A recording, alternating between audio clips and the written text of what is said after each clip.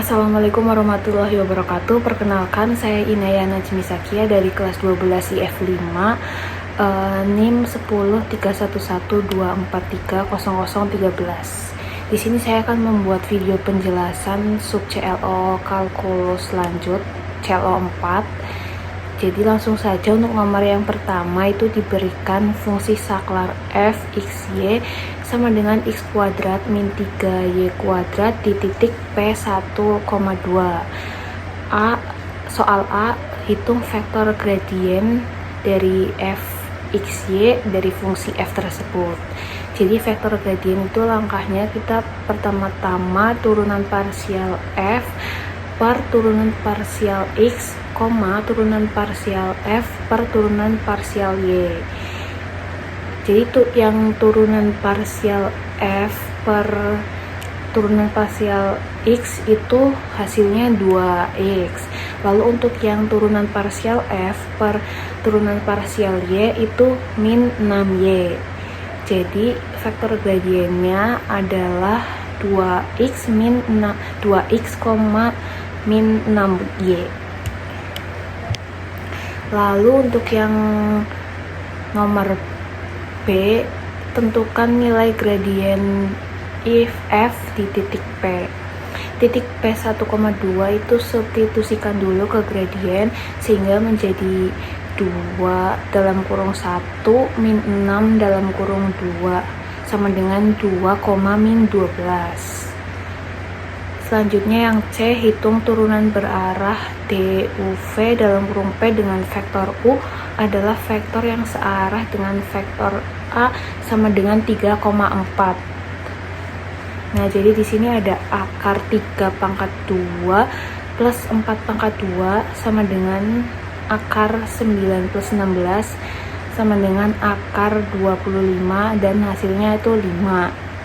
Lalu untuk vektor U itu 3/5, 4/5. Nah, di sini rumus DUV dalam kurung P itu kita mencari gradien F dalam kurung P dikali U, vektor U. Dan hasil akhirnya itu min 42/5.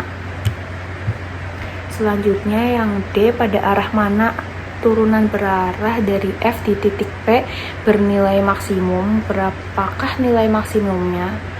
Jadi arah turunan berarah itu bernilai maksimum adalah searah dengan vektor gradien di titik P, yaitu 2, min 12.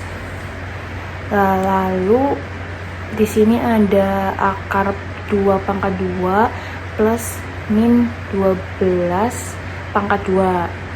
Lalu disederhanakan menjadi bagian paling sederhana, yaitu 2 akar 37. Yang E, tentukan arah vektor unit V di mana turunan berarah dVF P sama dengan 0. Jelaskan secara singkat makna geometrinya. Turunan berarahnya itu 0 dan jika vektor V tegak lurus gradien di gradien P ada di 2, min 12.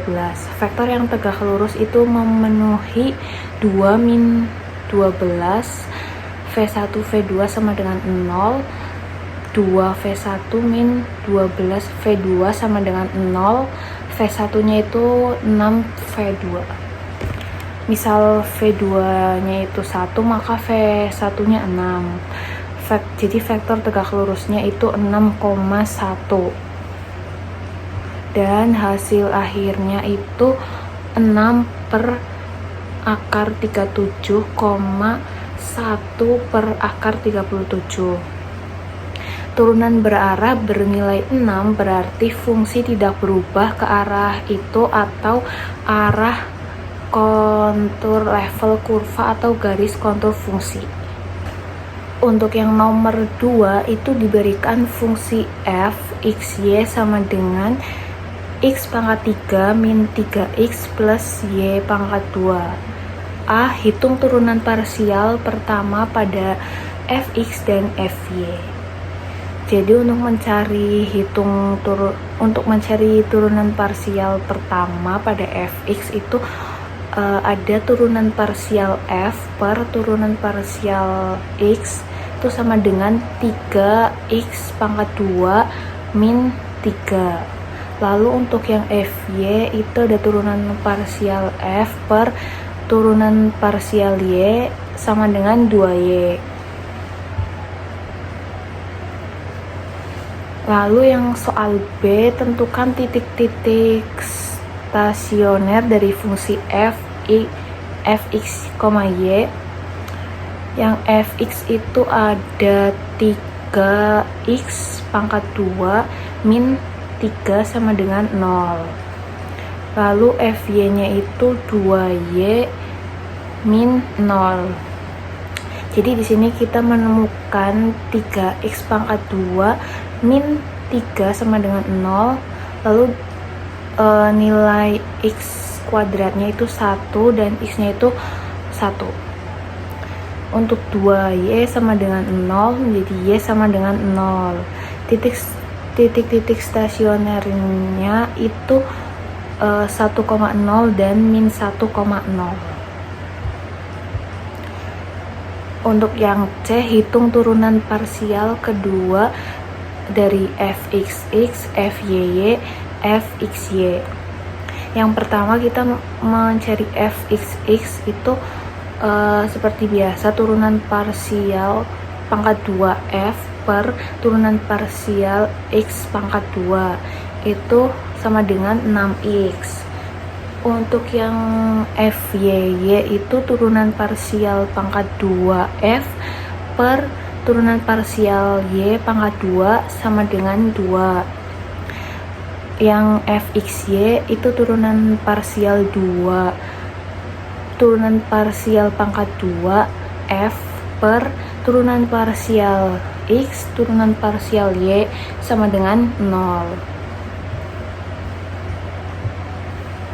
Soal D, ujilah titik stasioner apakah merupakan minimum lokal, maksimum lokal, atau titik pelana.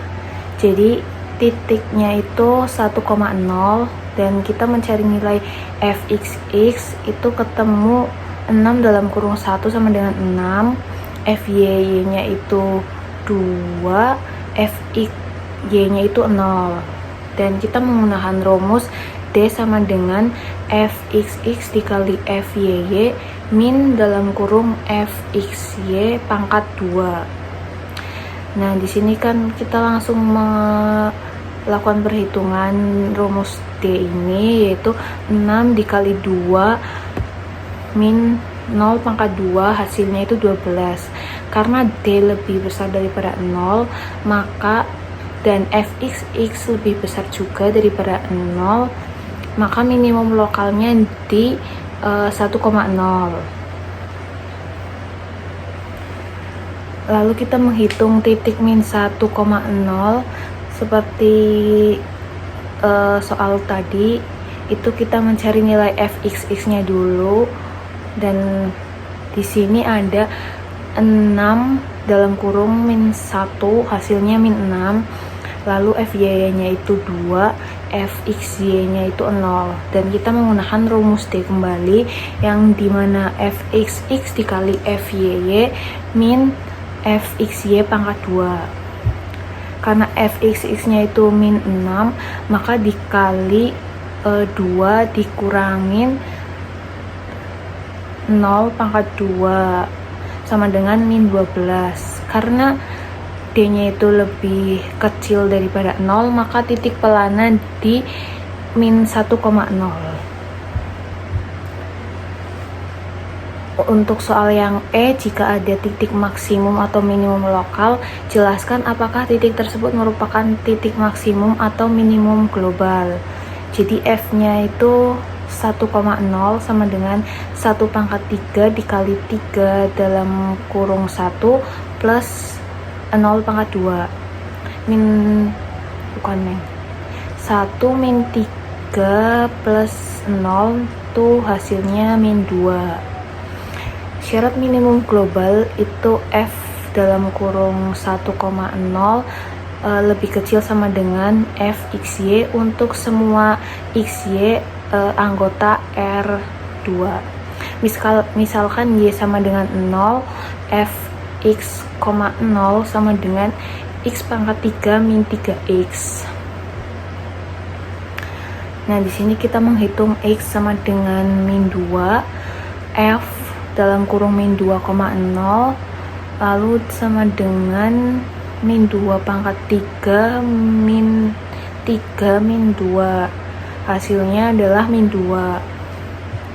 Lalu yang selanjutnya ada min 3 pangkat 3 min 3 min 3. Hasilnya itu min 18. Lalu setelah itu min 10 pangkat 3 min 3 min 10. Hasilnya itu min 970. Jadi semakin x itu infinity nilai f, itu artinya nilai fungsi lebih kecil dari min 2, banyak pada titik lain. Jadi kesimpulannya adalah di titik 1,0 adalah nilai minimum lokal tetapi bukan minimum global. Sekian dan terima kasih. Wassalamualaikum warahmatullahi wabarakatuh.